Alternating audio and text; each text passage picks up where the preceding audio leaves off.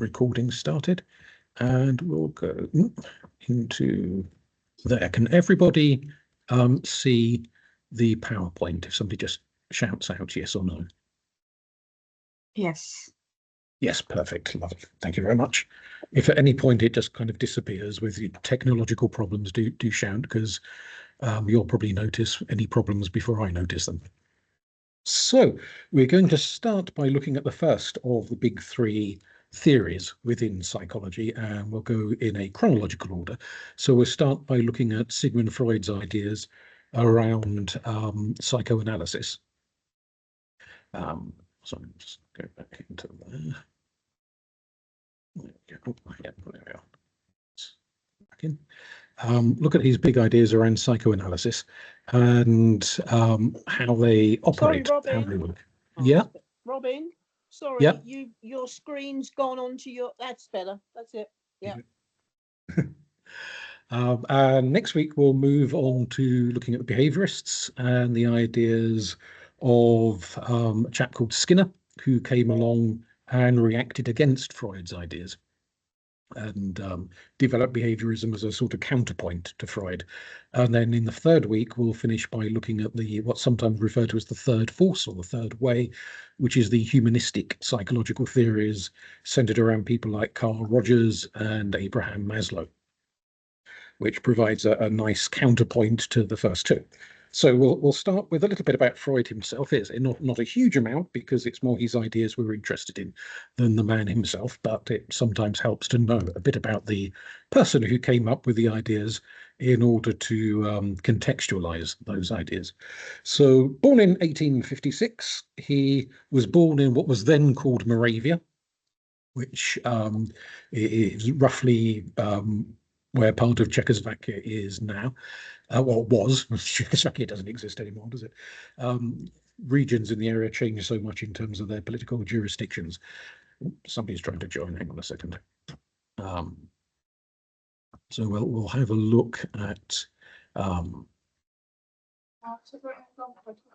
his ideas there. No, under my tie. Has it got new shoes on? No. Oh. Is it like a blister? Like a puppy bruise? Like an ingrown toenail, but not in my toenail. That's like. Okay. Have you got splinter? No. I checked. Just put people on mute. No, I checked. The toe. There we go. That's better. Okay, so back to Mr. Freud. He moved to Austria and spent most of his academic and early medical career in Austria before, with the uprise of the Nazis, he being from a Jewish family, although he wasn't a practicing Jewish person himself. He had no particular religious belief, but he came from a Jewish family. Indeed, some of his ancestors were rabbis. He obviously decided it would be wiser to flee what was happening in Europe and moved to Britain, where he eventually died in 1939. So I'm going to have to go back and let people in again. It does mean we skip back and forth a bit with all of this.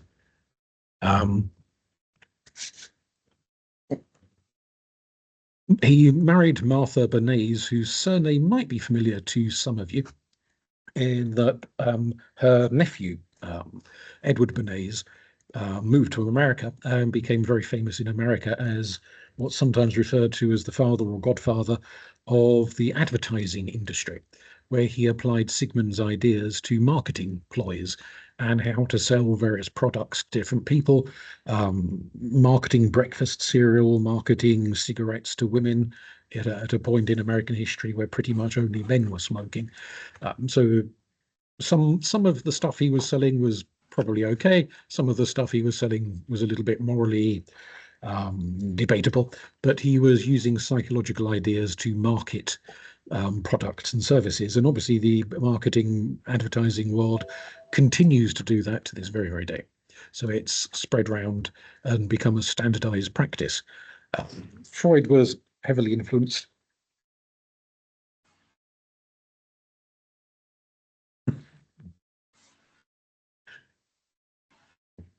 Sorry about that. Somebody's arrived expecting this to be a physical in-person talk. People don't read the messages. So he was very inspired by the ideas of Darwin, of the plays of Shakespeare and the poetry of Shakespeare. He was keen on Nietzsche and philosophers like Brentano and Schopenhauer and various others, all of which shaped his beliefs, his ideas, his understandings, and helped to make him the man he eventually became. Some people these days think the sun shines out of Sigmund Freud's nether regions. Other people have a much more jaded and cynical view of him. But hopefully by the end of this, you'll all pretty much come to the conclusion, if you haven't already done so, that love him or loathe him, his ideas created psychology and created the modern realm of applied psychology into areas like counseling and psychotherapy and psychiatry and so on. Without him, we wouldn't be where we are today. So even if you don't agree with many of his ideas, nonetheless, we owe him a legacy. So some of the ideas he espoused, in no a special order here, but there is a degree of chronological common sense to the first one, the seduction hypothesis, in that was one of his very early ideas, which he eventually dropped. Now, we have to bear in mind at this juncture that practically all of his clients as a practicing therapist were wealthy middle-class Jewish ladies in Vienna. He had virtually no male patients to speak of, and because of the religious biases of the day, Christian patients and people of other religious persuasions. So there was a resistance towards that.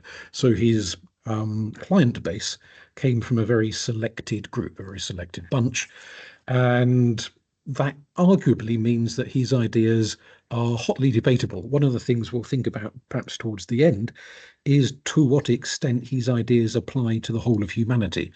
Or, as some people have argued, do they really only apply to a very select minority of humanity, namely the kinds of people he was treating as patients within his therapy rooms? That this may be the case. People debate backwards, forwards, and sideways on that one.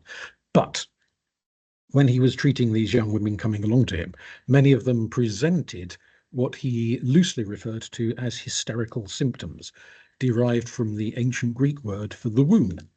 And so he argued that these were problems unique to women, that you wouldn't get men suffering these problems because obviously men don't have a womb. So it's perceived as something singular to women.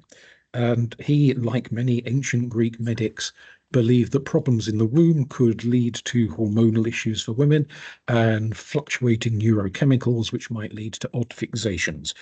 These days, obviously, it does sound like a rather dated point of view, but if we maybe drop the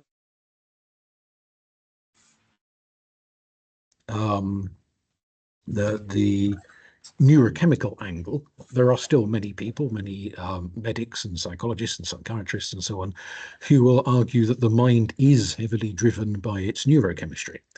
That changing fluctuations in brain chemistry brought about by biological events, the menopause, menstruation, getting pregnant, the kind of biological events that hit men at various different points in their life as well. It's not just a female issue. Changes in diet, imbibing large amounts of alcohol or drugs or medication or whatever, will all impact the neurochemistry of the brain. And that can lead us to experience all sorts of strange things that we may attempt to rationalize and label because we don't necessarily always recognize that they are chiefly chemically driven. And so whilst a lot of the language that he used back in the day is no longer in vogue, there is nonetheless, to some extent, a degree to which people are still working around similar kinds of ideas in terms of arguing that sort of neurological hormonal impact on emotional and psychological states. Now, one of his points of view, excuse me, somebody's trying to join us. One of his points of view that he argued was that many of the women he was seeing had emotional problems linked to early childhood abuse. And he was primarily thinking sexual abuse rather than physical violence or emotional abuse or other types of abuse. Now, Whereas these days, obviously, we have a fair number of films and TV shows and newspaper scandals and all sorts of things dealing with the idea of child sexual abuse. And it's something you hear about fairly regularly, rather depressingly regularly in the papers. Back in the late 1800s, it was not a popular topic of conversation. On the rare occasions anyone did talk about child sexual abuse, it was almost entirely in the context of something that the working classes did. And frequently it was seen to be a kind of a symptom of or a result of overcrowding. Poor people in very squalid accommodation, 20, 30 people to a room or two, often sharing beds, often crammed in together. And so many of the better educated, the more well off with their larger houses, looked down their noses and just assumed that sexual abuse was something that rather grotty poor people did. Certainly not something which they would consider as symptomatic or prevalent within their own social class, where there was this rather Aristotelian assumption that if you were terribly well educated, then you wouldn't do dirty, filthy things because you would know better. It was only the uneducated who did dirty, filthy things because they didn't know any better. So for him to come along and say, my nice middle class patients who come from terribly well-to-do families have been sexually abused by their fathers or their uncles or their grandfathers or some other relative, and bearing in mind he was probably paying the medical bill for some of those nice young ladies to get their medical treatment, and quite likely the men he was accusing of sexually abusing their vulnerable young relatives. It maybe is no great surprise that this idea went down like a lead balloon, both with wider society and also with the people paying the bills that he was issuing for treatment. And so he rapidly started to retract the seduction hypothesis, or at least repackage it, shall we say, and suggested that these women who were recounting in therapy sessions, lying on the couch talking to him, recounting these memories of horrible things being done to them by their fathers, their uncles, or whatever other relative it may have been, were in fact delusional. That what they were remembering is not really a memory as such of an event that actually happened. What they are recollecting and misunderstanding is a fantasy, a childhood fantasy. And this led to the birth of his ideas around the Oedipal complex and what in due course was eventually called the Electra complex. So the Oedipal complex is experienced by young boys, the Electra complex by young girls around the age of 5-ish, give or take. So he argues that a yearning for the parent of the opposite sex, which is both intensely emotional, intensely possessive, and rather charged with a sort of sexual undertone, is prevalent in pretty much all children of that age, regardless of whether they come from rich families or poor families or whatever else, and that it's a natural stage to go through, this craving for the parent of the opposite sex, that the healthy mind eventually resolves this craving and translates it into various patterns of behavior and thought in adult life. Whereas the unhealthy mind never quite resolves the craving, and it manifests in various rather dubious, unhealthy patterns and manifestations. It was still considered very, very controversial because he was still arguing around the idea of sexuality in children, even if he had shifted the focus from sexual abuse by an adult to incipient sexuality within the child. And there are people in the Victorian age, just as there are people in the 21st century, who find the idea of children having a sexualized edge to them absolutely repellent. They find it morally rancid and strongly start to suspect that anyone making these kind of arguments is perhaps coming from a very, very, very dubious mental state themselves to start perceiving sexuality in children. Modern day Freudians still maintain this position, and they argue it is only our taboos and inhibitions that mean we are uncomfortable with talking about the idea of children having semi-sexualized yearnings. Now, there is clearly a bit of a slippery slope here, where you might start of talking about something in a very abstract way. And some people, if they've got a bit of an agenda going on, might eventually take that conversation down some really quite grim, quite dark routes.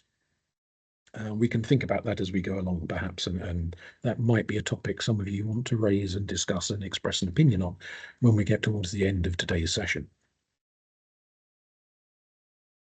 Now, one of the key ideas he argues, which is very, very current in modern day counselling and various psychotherapeutic practices of one sort or another. Excuse me, I just need to let somebody else join. You can hear them trying to get into the meeting. There we go. One of the elements he argues, which is widely accepted, is this idea of presenting symptoms or presenting problems, that a person may feel themselves to have a particular emotional need or a particular physical problem. He was quite keen on the idea of the women who suffered from hysteria often translating their emotional dramas into physical symptoms. So they'd have a bad arm or a bad leg or some other part of their body that was malfunctioning in some way. And when he, bearing in mind he had a medical qualification, he was a certified doctor. Before he started delving into the study of the mind, he had studied the body. He would look at their supposedly malfunctioning leg or arm or whatever it was, and come to the conclusion there was absolutely nothing wrong with that part of the body. This was a state of mind where the patient had convinced themselves that there was something wrong with a bit of their body when in fact there wasn't. Now, he was quite convinced that the majority of his patients were not lying. They were not making up problems, that they genuinely thought that there was some kind of issue connected to their body that was not working well for them, and they believed it was very real, very genuine. So they weren't simply malingering and pretending to have a gammy leg or a lame arm. They were genuinely experiencing physical symptoms, but the symptoms, he argued, had a psychological cause rather than a biological root to them, that it was a different kind of problem altogether. That has not so much the idea of hysterical conversion, mental state into bodily state, although a lot of people do within various psychological circles still subscribe to the notion of psychosomatic illness. But that element is less to the fore in modern day psychology. But the idea of presenting symptoms is very widely accepted, that a person turns up to a therapist, a counselor, or whatever kind of practitioner they are, and they say, oh, so-and-so thing is wrong in my life. And the therapist or counselor listens to them and they start to unpack the issues. And eventually it turns out that their actual problem is something else entirely. That they've just fixated on something as being the main issue, the presenting problem, to get themselves through the door of the therapy room in the first place, because maybe it is easier to talk about this other issue than it is to go straight to the actual problem, which could be an embarrassing one or something they're ashamed of, or for whatever reason they are less willing to talk about, at least until they are coaxed into talking about it by the process of therapy. So that part of his idea is still quite widely accepted. His notions around symbolism are also very widely accepted, although, having said that, a lot of modern day psychological thinkers have heavily questioned his somewhat, from their point of view, reductionist approach. So he argued that dreams were extremely significant. Now, that's hardly an original idea to Sigmund Freud. People in ancient Greece, ancient Rome, ancient China, all over the world in ancient times were widely arguing that dreams were prophetic. They were the voices of the gods or the ancestors or some other spiritual source, and they were worth paying attention to. Then, with the upsurge of Christianity in the West and arguably the upsurge of Islam in the East, fewer and fewer people paid attention to this idea that dreams were significant and prophetic, and certainly with the move towards materialism, and the notion of religion kind of taking more and more of a backseat in the West, and rationalist science coming to the fore, then very few people, at least in educated upper class circles, gave it much credence at all to the significance of dreams. Some people did, but very, very few. And then Freud comes along and says, actually, they are significant. We need, as therapists and counselors and what was at that time referred to as alienists, which was an early term for what we basically now call a psychiatrist. We need to pay attention to dreams because dreams are the symbolic language of the unconscious mind. And he uses that term unconscious mind and brings it into popular parlance, popular discussion, that there is a conscious mind, the bit of us that hopefully is awake right at this very minute and thinking and processing, reflecting on ideas. And there is an unconscious part of the mind, which, when we get on to the image of the iceberg in a minute or two, he argues is far larger than the conscious part. The consciousness is only the tip of the iceberg. The vast majority of the mental iceberg is the unconscious. And the unconscious communicates through symbolism. It never, he argues, communicates literally. So if you dream about a dog, it doesn't mean you're having a dream about your pet dog. That's a literal interpretation. He would say, no, no, no, no, no, except he'd say it with an Austrian accent. Rather, this is a metaphor for something else. Now, what it's a metaphor for, well, that's a whole other story, a whole other ballgame. Frequently, what he argues most things are metaphors for, ultimately, is something of a sexual nature, something taboo. It could be a sexual fantasy connected to some figure that we're not meant to have sexual fantasies about. A relative, for example, is kind of an incestuous fantasy. It could be sometimes not so much sexual as to do with violence and rage and anger. That can crop up a bit, but more often than not, it tends to boil down to something of a sexualized nature. And so those people who do adhere to this notion of symbolism in the 21st century, but are critical of Freud's reductionism, suggest that the sexualized element is only part of the picture, that the symbols can mean other non-sexualized things as well, and that we need to open up the box and think about what else is going on and unpack it, rather than just go sex, sex, sex all of the time and interpret everything in a rather simplistic, to them at any rate, kind of a way.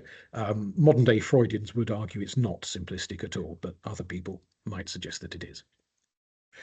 So he develops psychoanalysis, the idea of the talking cure, that if there is something wrong with you, emotionally, possibly physically, if we're thinking psychosomatic issues, then what you need to do is talk it through, discuss it, explore it, expand it. The therapist takes on a role very similar, in some regards at least, to that of the Catholic priest in Catholicism. So you go along to a Catholic priest if you're Catholic, and you confess your sins, your innermost dark secrets, and the priest grants you the seal of the confession. That you don't have to worry that the priest will go down the local pub and gossip about what you said to them and break the seal, because if they did, they'd be out on their ear and they'd be excommunicated. Which is a big argument going on in America at the moment, with some proposed changes in law about insisting Catholic priests have to reveal certain things, but that's a whole other ballgame. So you can go to your therapist. So this is at least Freud's argument. People should be able to go to their therapist and talk about whatever strange, weird, dark, morbid things are going on in their mind, and not have to have the least little bit of worry that the therapist will gossip about them or report their torrid dreams and imaginations to friends, relatives, employers, whoever else.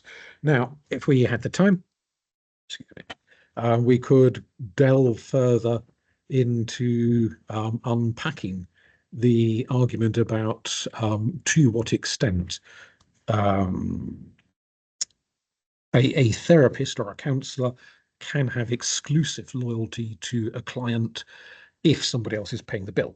So if it's like a workplace therapy and it's the employer paying the bill, if it's parents hiring a therapist to talk to their child, is it the child who is guaranteed the sanctity of the confessional, so to speak, or is it the parents who should have some kind of, as they pay the bill, some kind of override mechanism for that?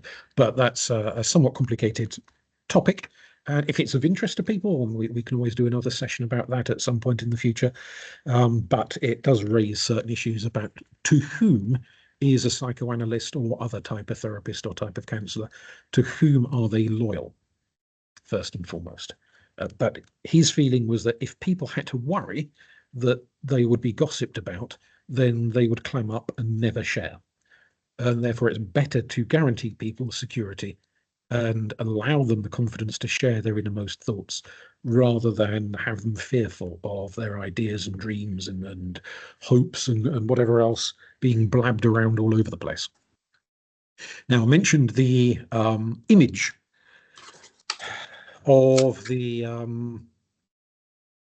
iceberg a moment ago. So the not an image that Freud himself was particularly bothered about, but other people ran with it as a visual representation of what Freud was trying to describe. So we have our conscious mind, which is part of the ego, the sense of I, me, my. And that sense of I develops quite early on in childhood. It's starting to coagulate around the age of 4, 5-ish, at least according to Freud. Some other people have argued it actually happens earlier, but we'll stick with Freud's arguments for the time being. It starts to kind of crystallize, and we get a sense of who we are. There is a part of the moral conscience, the superego, which is conscious, where we are aware of the moral values installed in us by, well, usually by our parents and potentially other people as well, teachers, religious leaders, scoutmasters, whoever, but mostly by the parents. There is a positive and a negative aspect to the superego. The positive is the voice that says, thou must do this, and comes up with a long list of things that you really ought to be doing, like paying your taxes, writing your essays on time if you're a student, all that kind of thing.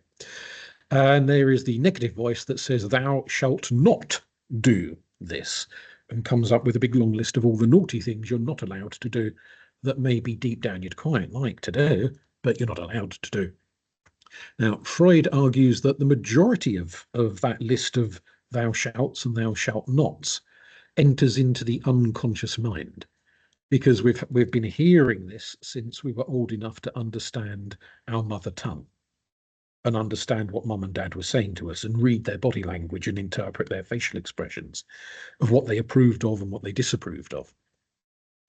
And so whilst we can consciously remember some of the things that our mother said or our father said, there'll be plenty of other stuff that they've said over the years that we don't consciously remember, but is still in there somewhere in the unconscious and still shaping our sense of right and wrong, our sense of guilt and shame, which is particularly of interest to Freud when we get sort of sudden attacks of feeling ashamed and guilty and dirty and so forth. He would argue that this is an unconscious power of the superego coming to the fore, and some moral message imparted by a parent in the distant past is determining that we should feel ashamed of something or other that we have done recently. And he argues people seek to expiate their guilt in all sorts of weird ways, particularly if they don't consciously understand what the source of that guilt is. So to give you an example of this, he suggests that a lot of people go out and commit crime, but they do so rather sloppily, leave fingerprints and blood splatters and what have you all over the place, so that they get caught very quickly, because there is a bit of them, an unconscious bit of them, that wants to be caught, that wants to be punished. So the judge comes along and says, oh, you're a naughty boy or a naughty girl or whatever, you're going to prison, you've done a terrible, wicked thing. Because part of us wants to hear that punitive voice of mum or dad once again, because we do feel guilty about something we have done, but we can't remember quite what it is. And so we consciously do something that will lead to a sense of penalty, whether it's a judge or a magistrate or whatever the kind of legal circumstance may require. It helps to expunge, at least temporarily, that deep-rooted sense of guilt that we feel about some other act entirely, not really about the crime that we've been sent to prison for. Then there's the id. Now, the id is the primal self. So a newborn baby has no superego, it has no ego. It's just a screaming ball of id. And there are some 35-year-olds I've met who are probably not much better. But that dominant presence of the id is at base, and this is an important thing we have to remember, essentially natural. It's no more wicked or awful or evil than a baby is. But we understand that babies have impulses they can't control. They're hungry, they scream and bawl, they want to be fed, they're tired, they get crotchety, they need to pee, so they just urinate everywhere. They do things that adults and older children in civilized society are not allowed to do. Now, it's one thing for a 3-month-old baby to urinate its nappy. It wouldn't be very acceptable for a 14-year-old child to pee their trousers or their skirt if they're a girl. We expect kids by a certain age to have learnt potty training and self-control and be able to keep their legs crossed until they can get to a toilet and things like that. Likewise, we expect someone, an older child, an adult, that if they're hungry, yes, they might be a bit obsessed by food and stuffing their face, but we don't expect them to scream and bawl and holler and jump up and down demanding food the way a newborn baby might scream and bawl and holler and demand food. We expect a degree of self-control. So the newborn baby doesn't have the self-control of the superego. All it has is the bawling id. And that never really goes away. So within the psyche, there is always that bit of us that is very primal. It responds to anger, it responds to hunger, it responds to tiredness. And once we wallop to puberty, it responds to sexuality and sexual urges.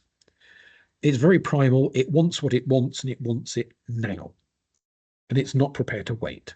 And there is a constant battle going on between the screaming, bawling id and the superego, this voice that says, oh, you can't do that. Oh, you mustn't think this. Oh, no. Oh, no. The ego, like a diplomat in a war zone, is stuck between two very contentious forces, neither of which are prepared to give much ground. And like some poor benighted diplomat, it's constantly trying to seek some sort of resolution between what the id wants and what the superego wants in order to forge a way forward in life that doesn't rip its own psyche into 1,000 pieces by all of these different urges pulling in completely different directions. But for the most part, now some people might question whether the id is entirely unconscious. Some people might suggest actually the id occasionally rises to the surface and we become acutely aware of our biological needs. When you're so hungry you can't think about anything but food, or when you're so desperate to get to the toilet that you can't think of anything else except getting to the toilet. That we are very, very conscious at certain points in time, even if most of the time we're probably not really thinking about those more biological urges. So maybe sometimes it bobs up to the top a little bit anyway. But this tripartite self, this interaction between three forces is what shapes us as adults and, of course, also older children. It shapes them once all three bits are in place. Now, practically every child, Freud argues, will have a superego emerging roughly around the age of 5, 6, give or take. Some kids quicker than others, as is the way of things. And it is dependent on having parents who present moral guidelines. So a child who grows up feral in the woods with no parents would probably not have a superego. A child that grows up maybe in an orphanage, especially one of those sort of cash-strapped orphanages, for those of you old enough to remember the horrors of Ceausescu's orphanage regimes in Romania, where there were 3 members of staff and 300 kids, and for the most part they were just neglected. Again, a very neglected child wouldn't have much of a superego, because it does necessitate there to be parental contact. Now, that parental contact could be very, very harsh. You might have super strict parents who beat the living daylights out of children, which is not a good thing, clearly, from a, well, not only from a modern legal point of view, but from a Freudian point of view as well. It's not a good thing there either. Bible shows my belief in God. Good, good. Right. All right. Can people put themselves on mute, please? Just for a minute now. Who found that quite difficult? I wanted to become like more. There we go. Right. Slightly lost track of where I am there.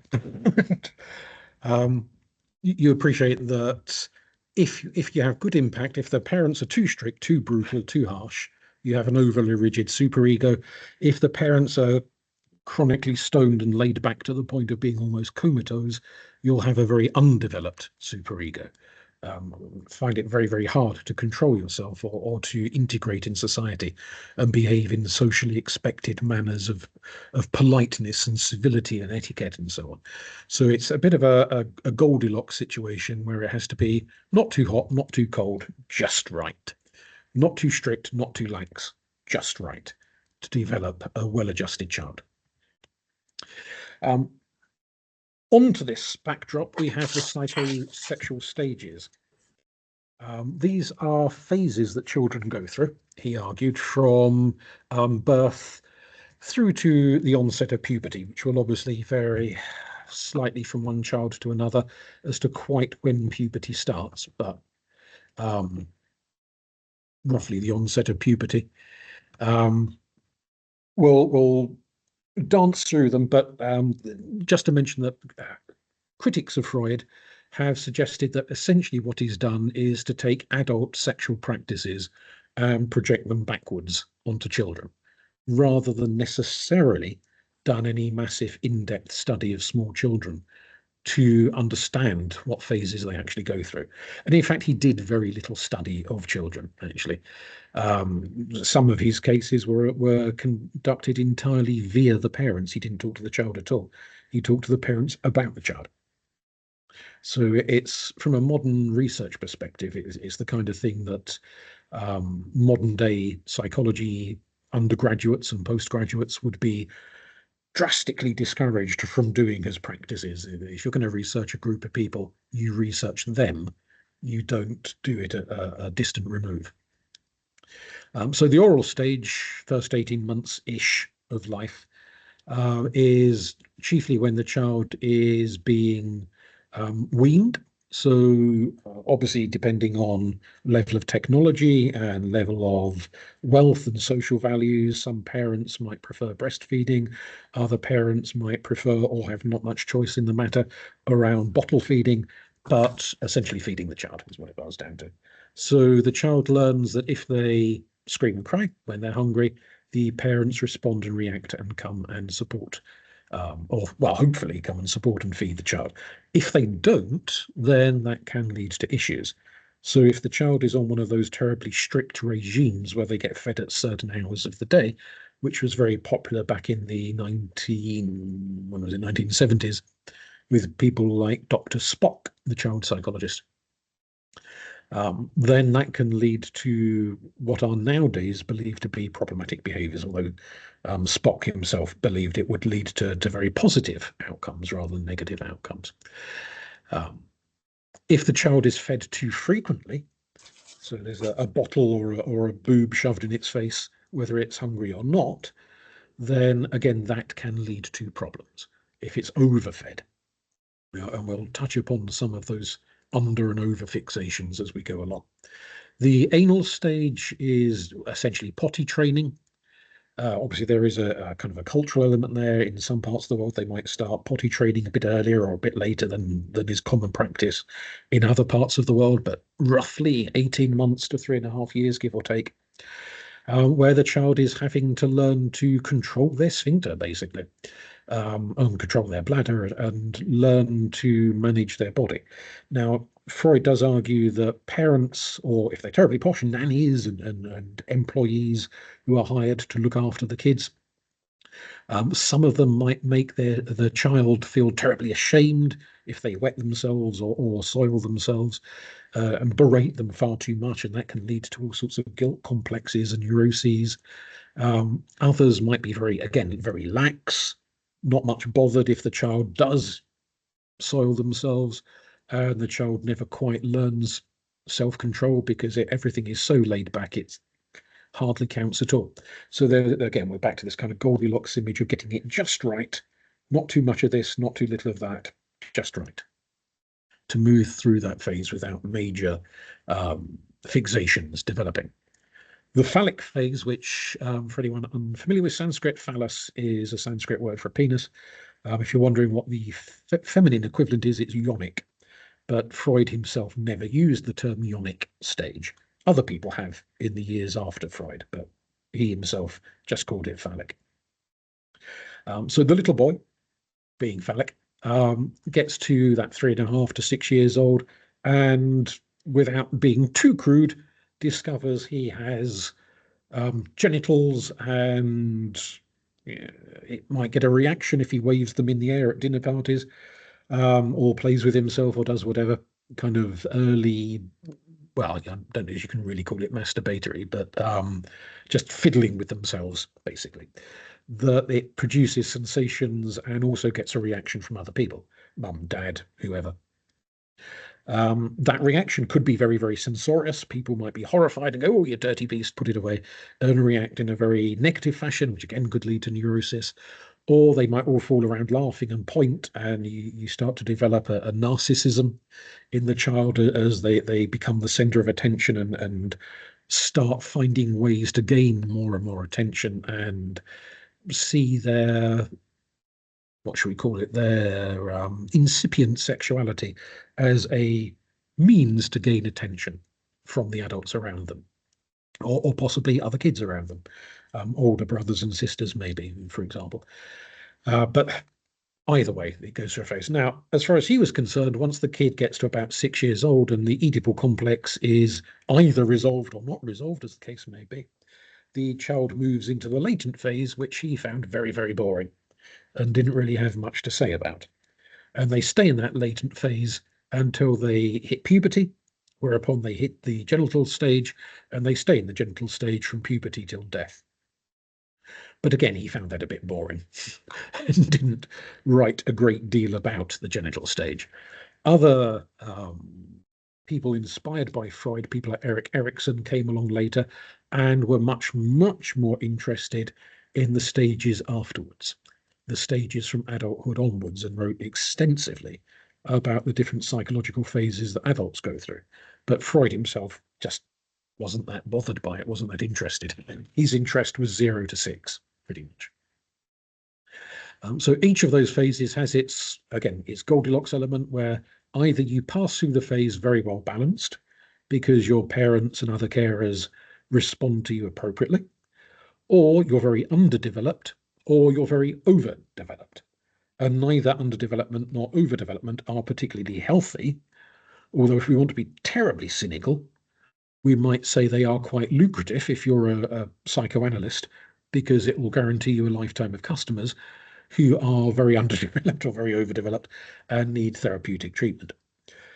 But if this is an angle that particularly interests people, we can come back to this towards the end, and I can highlight some of the underdevelopments and overdevelopments and those sort of fixation elements that crop up at this point along the line. Now, if we move into the Oedipus complex, that, if you're wondering, that's a film still, that picture there from a European movie about Oedipus Rex. Now, if anyone is unfamiliar with the story, it's an ancient Greek story, which Freud kind of, well, he doesn't quite rewrite it, but he reinterprets it in a way that doesn't really fit with the original understanding of the story. And that's worth noting because other psychologists who came along later, people like Carl Jung, were also very, very keen on mythology as a way of understanding human nature. But Carl Jung, James Hillman, various other people, Rollo May, for example, were quite keen on understanding the myth as it was, rather than sort of adjusting the myth to fit a preconceived idea. Freud was a bit more willing to adjust the myth. So in the original story, Oedipus is a young man, a prophecy is made about him, that one day he will murder his father and marry his mother, which is a bit grim. I think you'll agree. And so to avoid this horrible fate, he wanders off into the world and leaves behind his mother and father. Except what he doesn't realize is that they are not his actual biological mother and father, they are his adoptive parents.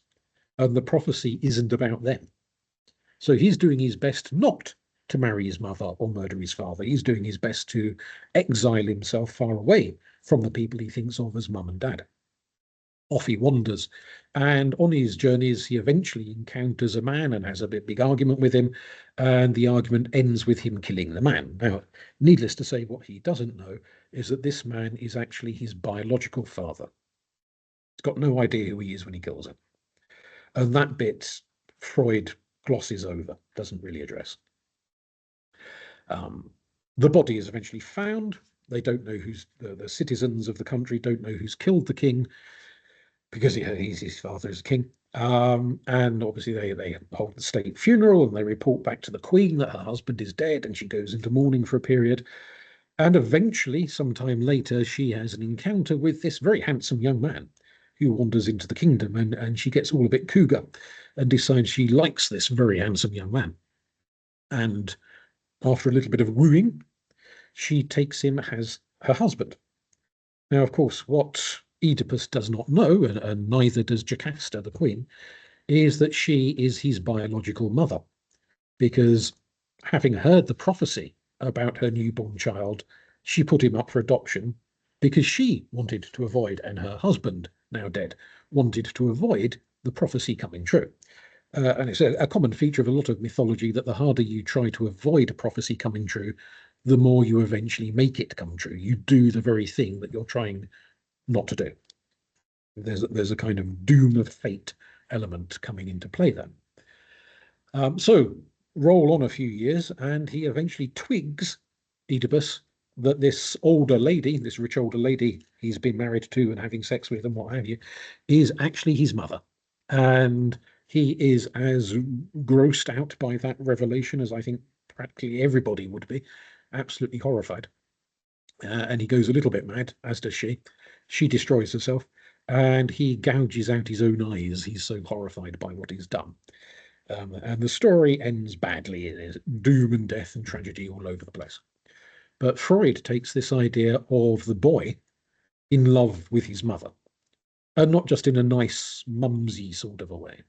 Rather, it is an obsession, a semi-sexualized, possessive obsession with the mother. And for him, this happens when the boy is roughly about 5 years old. In the story of Oedipus, he's a grown man. By the time he meets the woman he doesn't realize is his mother. It's a very different situation in the story. So it becomes, for Freud, the child, the toddler, or whatever term you want to use for a 5-year-old, becomes very jealous, very possessive of their mother. And in fairness to Freud, whilst a lot of people find the idea very peculiar, very odd, there are others who find a degree of plausibility, a degree of lived reality where a lot of children of around about that age can become very, very jealous and very, very possessive and very, very demanding. Now, Freud's interpretation was that this jealousy was entirely focused on the parent of the same sex. So little boys would be jealous of their father, and later on the argument is made that little girls will be jealous of their mother. They will develop an Electra complex, which is the kind of the equivalent for a girl, where she and jealous of the mother. For Freud, this jealousy manifests in a conviction that the father is hostile. And again, kind of re-echoing back to the seduction hypothesis, there is an assumption that the jealousy, the resentment, the hatred is entirely on the part of the child. That there's poor old dad sitting in a corner, totally clueless as to what's going on, why his 5-year-old son is getting stroppy and aggressive and awkward and demanding and going through this very difficult phase. Freud is not allowing for the likelihood, which some of you may have direct experience of or observed it or read about it or whatever, that some men become very jealous of their kids and resent the child for taking up too much of their wife's time. That the wife is pouring all this time and effort and energy and whatnot into a kid or however many kids they've got, and is kind of largely ignoring her husband, who just turns up, pays the bills, and gets mostly forgotten about. So that jealousy in lived reality can go in the other direction. But a bit like the seduction hypothesis, Freud moves it to focus on one direction only, the direction being from child towards adult, rather than from adult towards child. Now, the jealousy of the father, he says,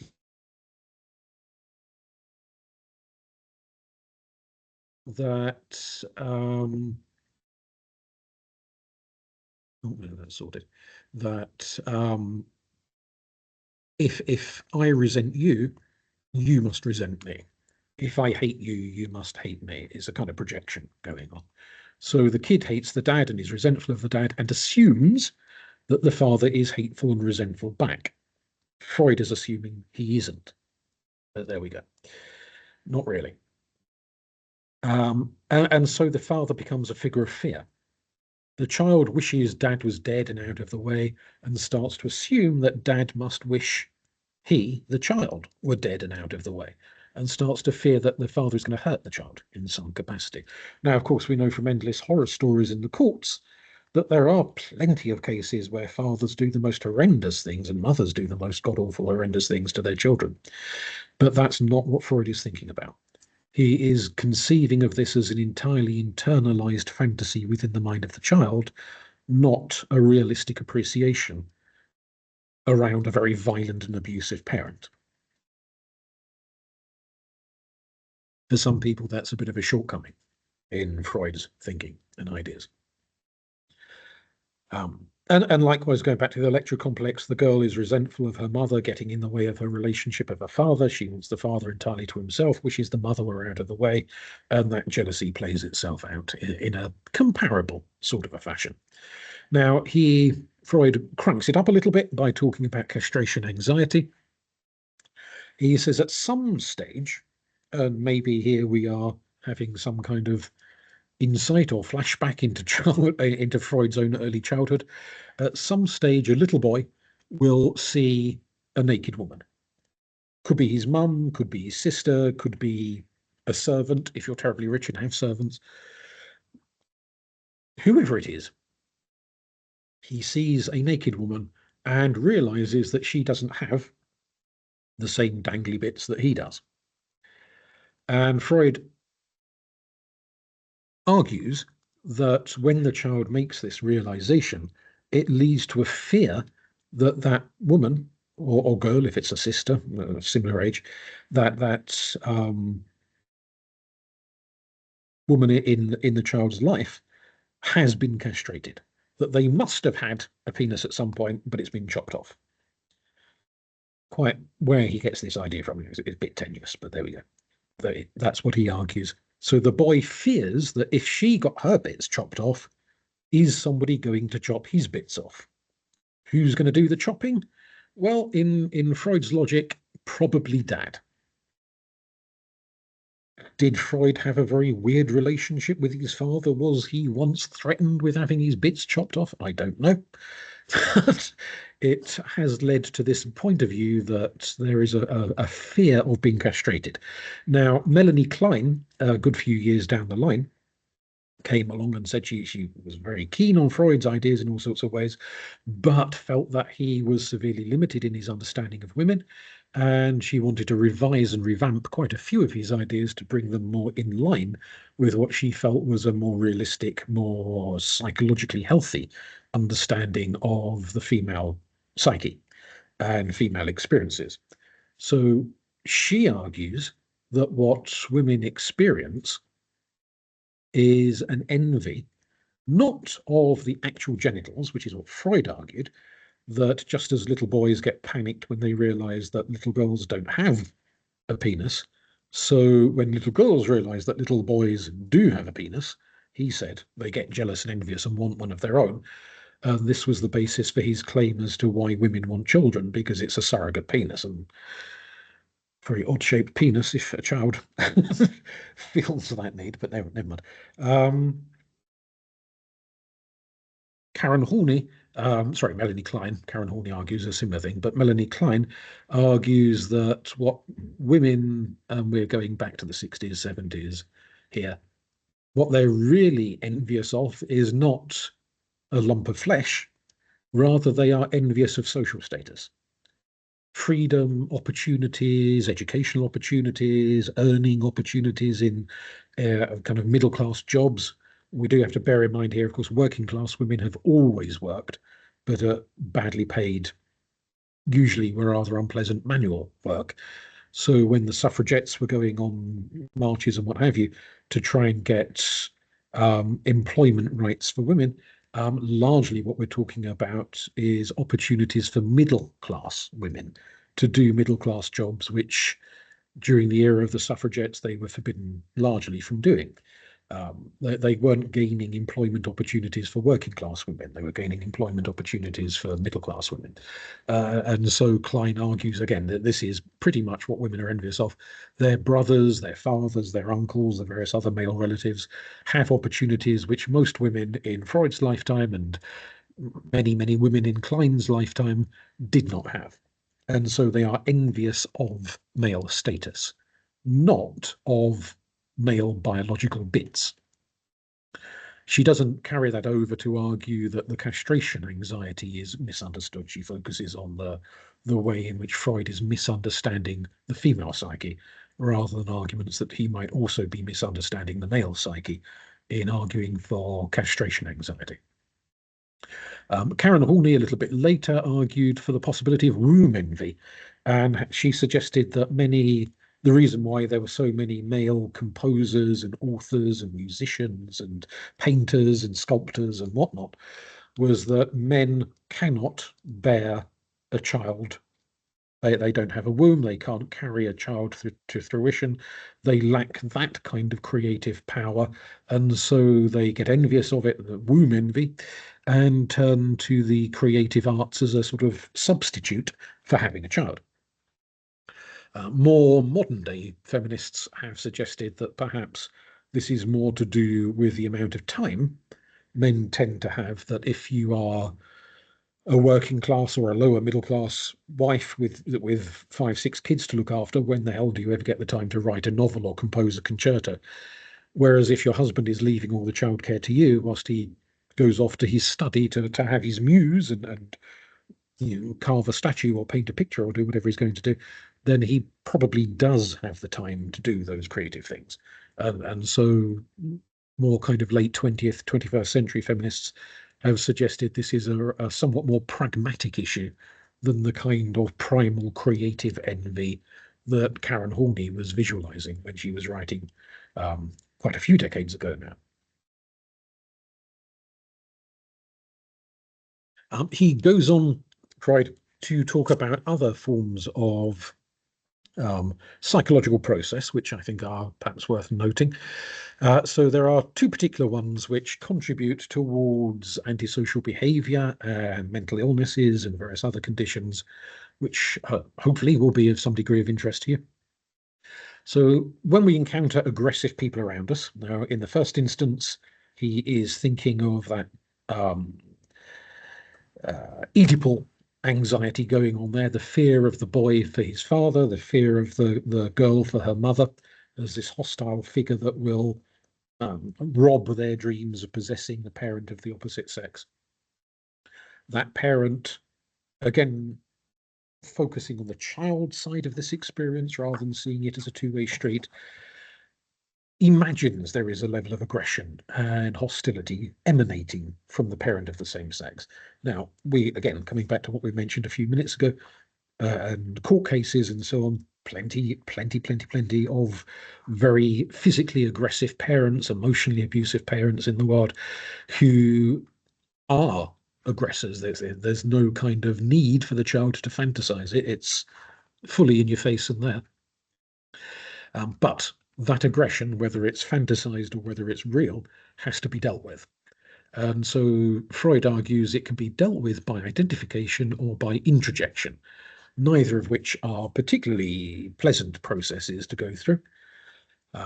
Identification is the old adage many parents and school teachers and what have you have noted, whereby the school bully, when you meet their mum or dad, you can kind of understand why they're a school bully, because often they are replicating the behaviours which they themselves have been subjected to. So somebody who identifies with their aggressor becomes like their aggressor. Somebody threatens to beat you up, so you start going around threatening to beat other people up. You become like them. It's a process we'll touch on again next week when we get into behaviorism and arguments around social learning theory. And this, what kind of boils down to a monkey see, monkey do argument, that children imitate what they see going on around them to a large extent. So if they see aggression, they'll imitate aggression. So it's a behavioral pattern. Freud and others have argued that to some extent it's about lessening the threat. The more I am like the person I'm scared of, the less hostile they'll be towards me, because there'll be a degree of identification on their part going on. Maybe if they think I'm like them, they won't want to hurt me as much. That sort of thing. Introjection is where the voice of the aggressor becomes part of the psyche of the threatened child. Now, this could be physical aggression. Do that again and I'll knock you into next week, that type of thing. Or it could be emotional verbal aggression. You're a useless, awful child, and you're a disappointment, and blah, blah, blah. So it doesn't have to be physical violence. It can be more emotional or psychological violence. But the voice of the parent becomes part of the child's psyche. They have internalized them. Now, that can go in two main directions. It can go in a paranoid direction or a neurotic direction. If it goes in a paranoid direction, then the kid becomes an adult who starts fearing threat all around them. So people who believe that the devil is hiding in their basement and is about to jump out on them, people who believe the aliens are beaming instructions into their brain and making them do things, that level of paranoia. Whether it's aliens or demons or whatever it is that they're fantasizing about, they are surrogates for the threatening parent, according to Freud. So maybe the person cannot confront the reality that they're scared to death of mum or dad, and so they project their fear outwards onto something else, like the aliens or the devil or the FBI or KGB or whoever it is they're scared to death of.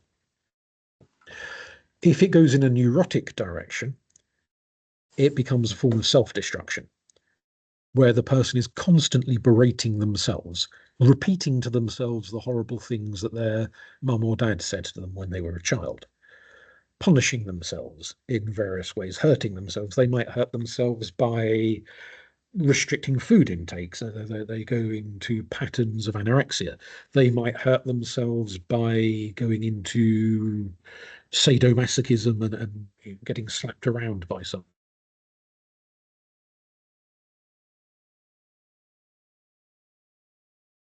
Use a pattern of self-harm. Either paranoid or neurotic, it's not healthy. It's not a good outcome.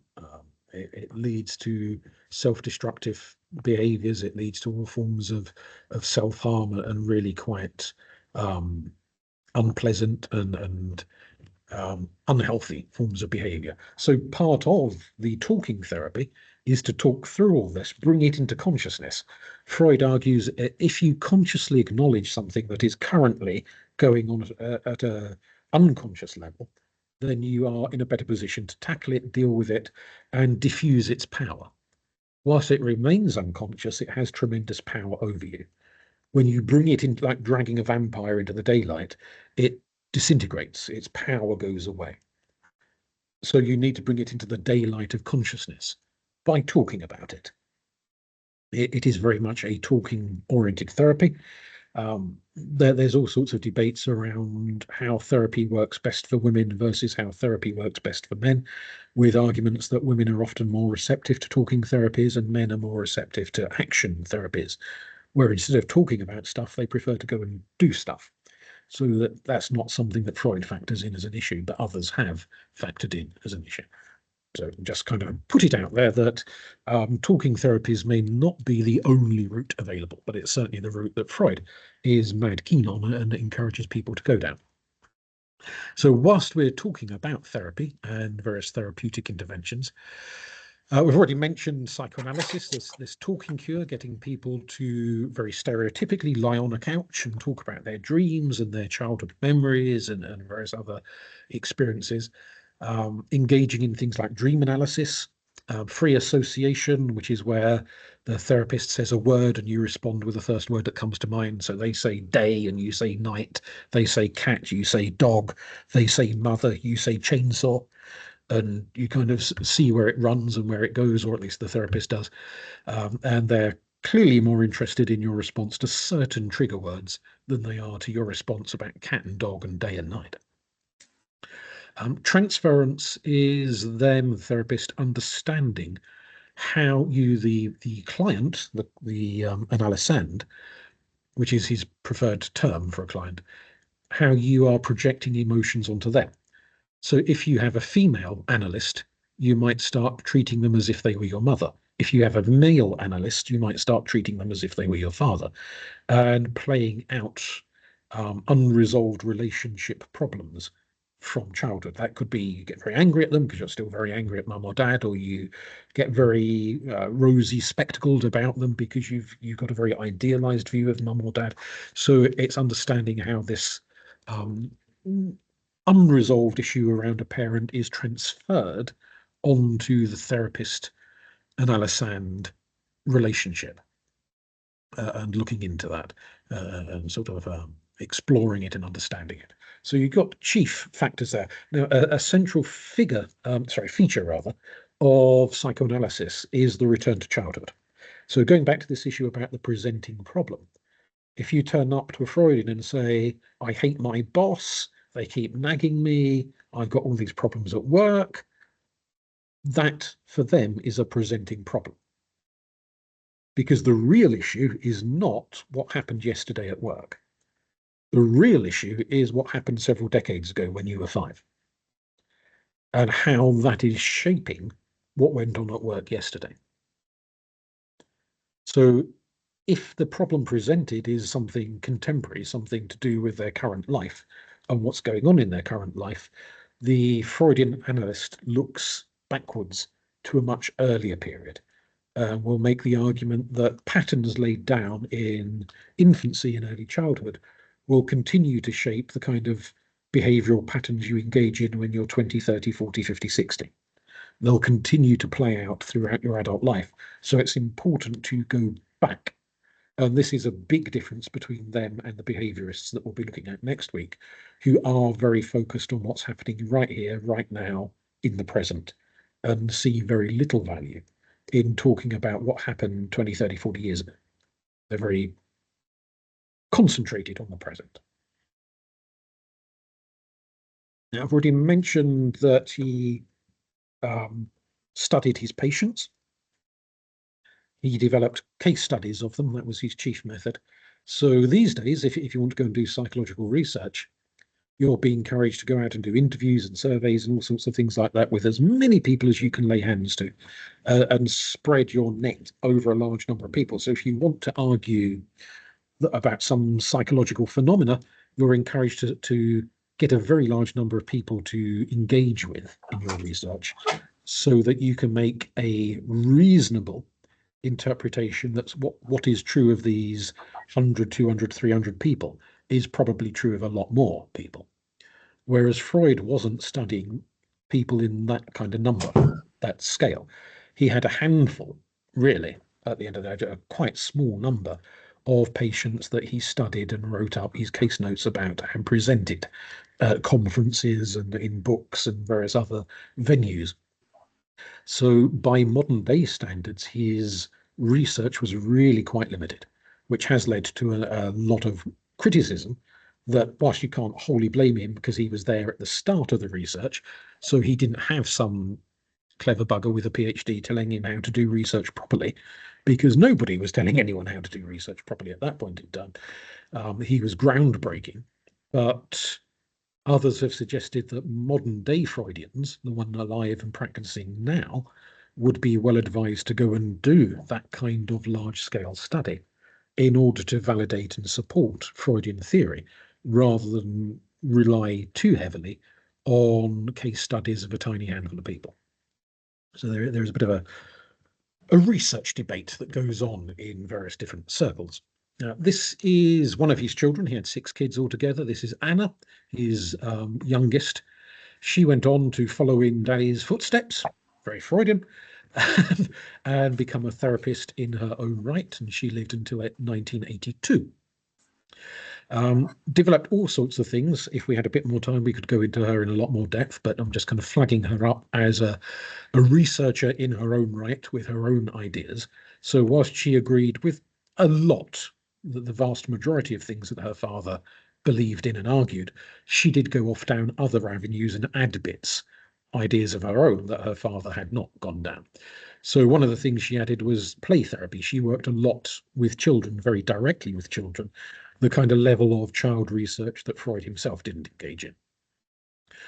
She argued for the existence of a set of developmental lines, which are sliding scales where a child starts at one end and over the course of a number of years will move their way up to the other end of the scale.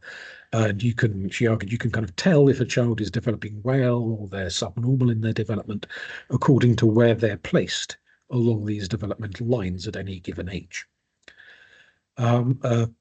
Well, controversial these days. I suppose a little bit controversial in 1982, a little bit, but more controversial now than it was back then. Obviously, we've seen a move in psychological circles and medical circles to de-pathologize homosexuality. The argument that what used to be considered a mental illness, in Freud's lifetime, it was considered a mental illness. Throughout pretty much the whole of Anna Freud's lifetime, it was considered a mental illness. These days, well, not everywhere in the world, clearly. There are some countries where you can still be executed for being gay. But in a lot of countries, it's seen as an identity, a lifestyle choice, whatever words you want to use, but not seen as an illness. She was dead against that. She was very, very insistent that no, it absolutely was a mental illness and should be treated, which has raised a few eyebrows and debates, not least because there is a lot of speculation about her own private life and the fact that she lived with another woman for most of her adult life. She was very insistent she wasn't a lesbian or bisexual, but I mean, it's easy to speculate about people once they're dead and can't argue back at you. But some people have speculated that maybe she was a bit repressed, and that might have impacted her points of view in various different ways. But that's a whole other issue. One of the things she's better known for is the argument around defense mechanisms, which we'll get onto in a second. But if you're wondering what some of those developmental lines are that I mentioned a couple of minutes ago, these are examples of developmental lines. So the mother-child developmental line, which begins in infancy with total dependence of child on the mother, and you could argue quite a lot of dependence back in the other direction. But by the time the kid gets to their teenage years, to their adolescence, they should be largely autonomous and separating and becoming two adults relating to each other rather than an infantilized adult relating to a domineering mother. The suckling issue from where the bottle or breast at the start in early infancy to what she refers to as rational eating, so more adult, mature forms of eating. If somebody has eating disorders, you would see that as symptomatic of an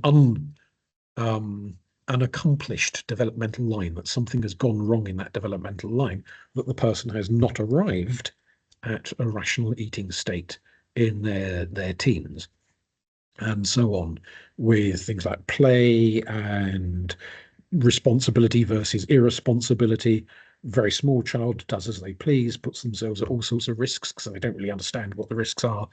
But by adulthood, you'd kind of hope they've got over that, although, teenagers are often high risk categories, going out and doing all sorts of mad, daft things and giving very little thought to the likelihood of injuries and all sorts of problems that might beset them.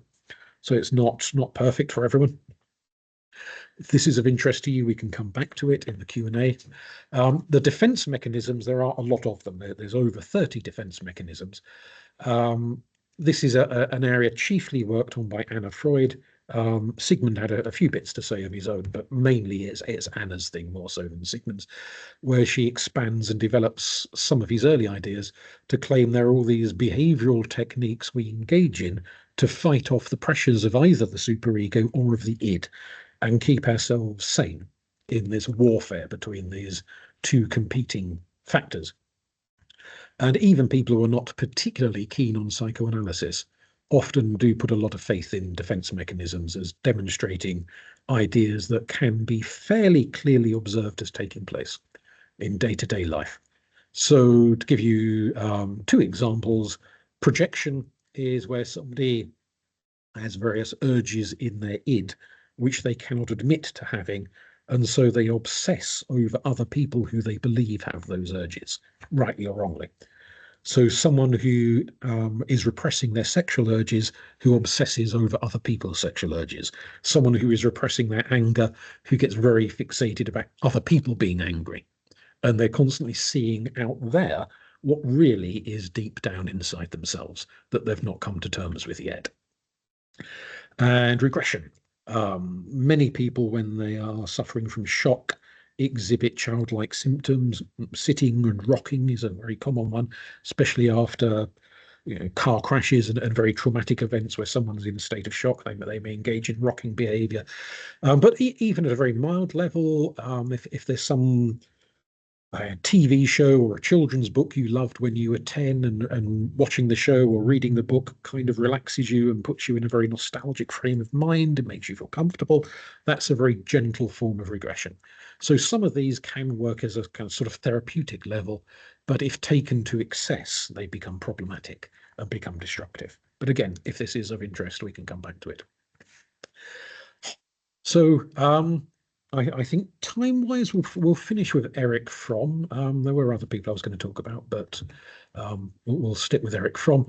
He came from a sociological background, but then entered into the study of psychoanalysis, moved from Europe into America to escape the upsurge of the Weimar Republic and what he was seeing happening around with the emergence of Nazism in the early 30s.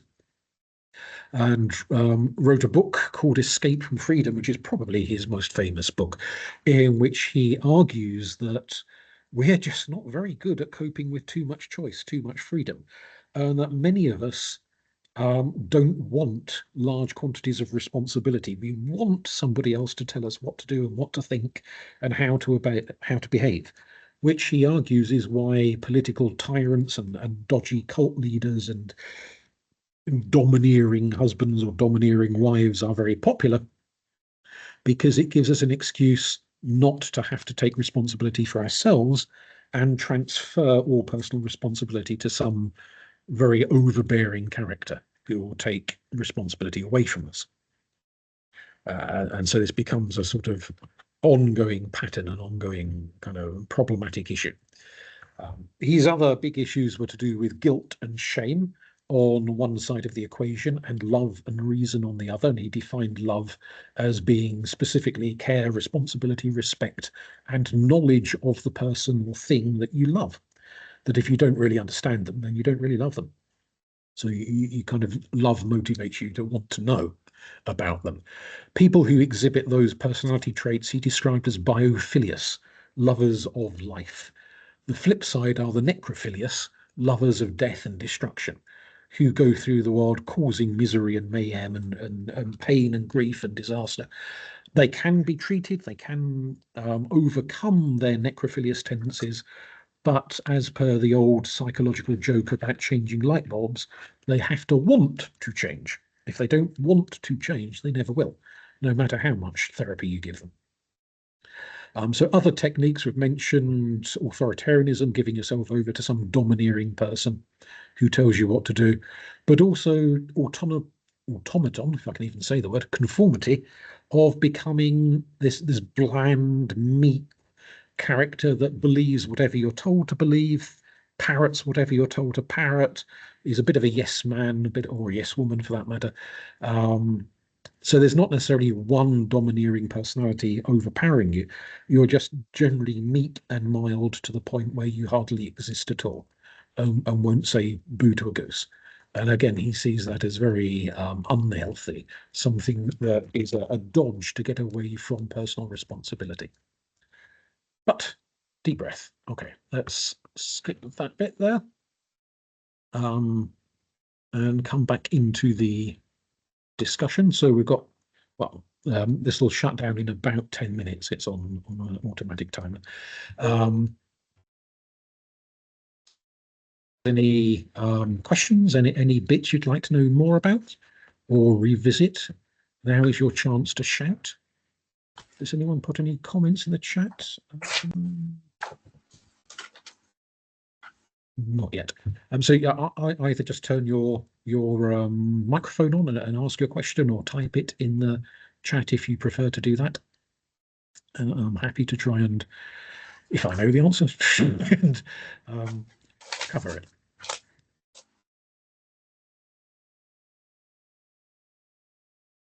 Is there any particular bits of Freud that you either strongly disagree with, or equally that you think are spot on and dead right?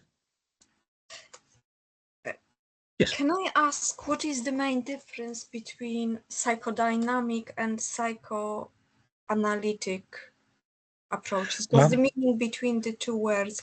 So I don't know which one. Psychodynamic is used these days more broadly to include people who came after Freud. So psychoanalytic is mainly Freud and Anna Freud and a couple of others in a very small circle around Freud himself, the ones who pretty much agreed with everything Freud said.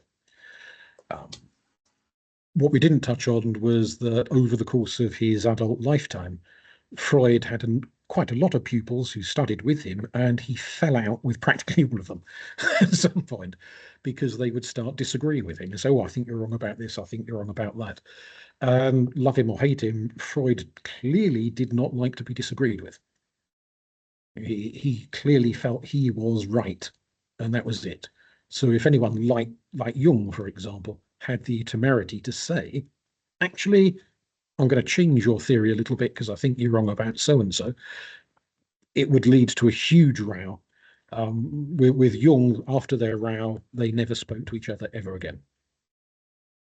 So he was quite dramatic, and that term psychodynamic tends to be more commonly applied to people in the sort of started as Freudians but have drifted away, or made certain significant changes that are not wholly in keeping with very strict, very down the line Freudian teachings. Technically, when Freud first uses the term psychodynamic, he's referring to the three bits of the psyche, being a little bit like a car engine, where you've got different bits of an engine working together to generate energy. So you've got different bits of the mind in dynamic tension with each other. But increasingly, it's been applied to schools of thought that have taken a significant step away from strict Freudian teachings. Thank you. Sure. Rebecca, I can send you a copy of the PowerPoint if you send me your email, or leave it in the chat, or if I put my email there, that might be easier, wouldn't it? And then you can email it directly.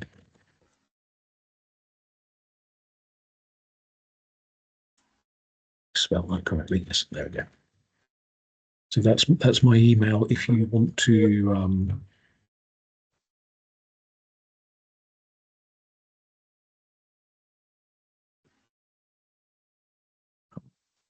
are people finding that it keeps cutting out?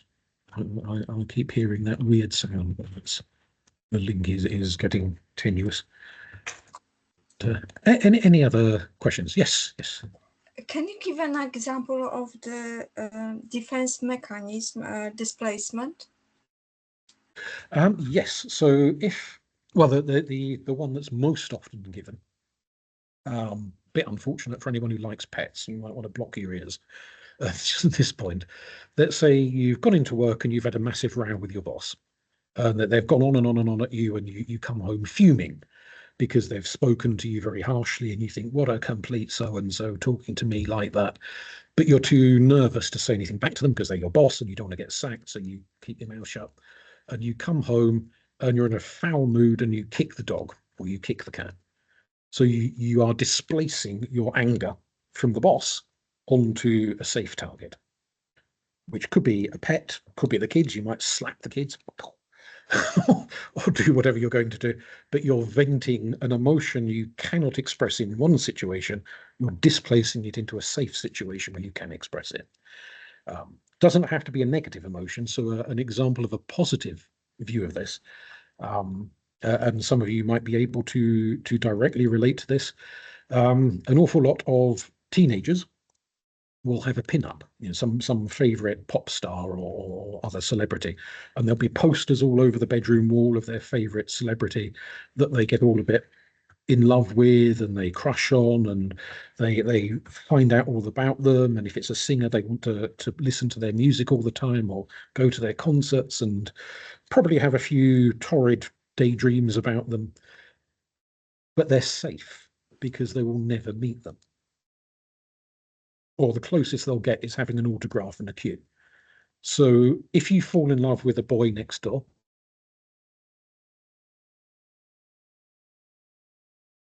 then falling in love with somebody who lives next door to you, well, they're real. You might get rejected, you might get hurt. It might turn out that this marvelous, wonderful person you thought they were isn't really what they're like. And listening to them snoring in bed and driving you around the bend, the romance wears off very quickly. Whereas if you obsess over a celebrity, they can be as lovely and romantic and glorious as you like, because you'll never have to see the reality of them. So you are displacing your yearning for love onto a fantasy figure rather than dealing with an actual human being face to face that you could have a relationship with. So it could be a darker emotion, it could be a more fun emotion that gets displaced onto a. So how does that differ from projection? Projection, you don't really know you're doing it. Mm-hmm. So if you get angry and you come home and kick the dog, you know it's not really the dog you're angry at. You know it's your boss you're angry at. So there is a degree of consciousness in displacement where you're more aware of what you're doing. Whereas in projection, that's it is not uncommon for people with very strong prejudices to obsess over some group, a racial group or a religious group, whoever it is they don't like very much this week. All those people, they all do this terrible thing. They behave badly. They're dirty. They're filthy. They're lazy. They're this. They're that. They're the other, and they go on and on and on and on and on about it. And there's a great intensity of feeling. And for Freud, Anna Freud, it's the intensity that is a giveaway that suggests this isn't actually a reasonable objection to someone who's annoyed you. This is an obsession. This is a defense mechanism at play here, because you're getting so worked up about someone who's not really much of a threat to you. But you're convincing yourself they do all these awful things. And Anna Freud would argue that probably deep down, you'd quite like to be doing some of those things yourself. So maybe you say to yourself, oh, they're all lazy and they sponge off benefits and none of them work. They're all bone idle. And perhaps deep down, you're quite lazy yourself. Or you say, oh, they're all smelly and weird and dirty. And maybe your own hygiene isn't very good. So it's blaming them for something that's actually more true of you than it is of the other person. Mm-hmm. Thank you. Message. Thank you. Should we got time for one more question, I think, before this cuts out?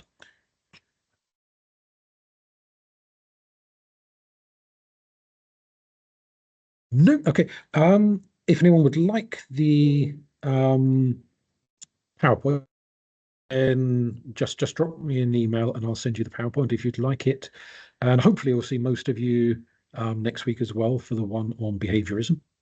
And we'll kind of pick up on that. And some of the ideas from today we'll sort of develop more next week. Okay, I can email you the link for next week directly if the event page has shut down or whatever. So again, if you would like me to email the links to you, there is a Facebook page, but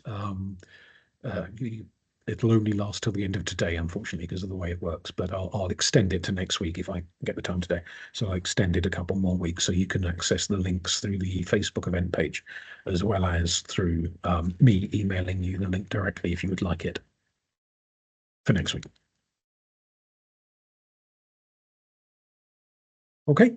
Well, lovely to meet you all. Thank you. And hopefully see most of you again next week. Thank you. Bye. Pleasure. Take care. Bye-bye.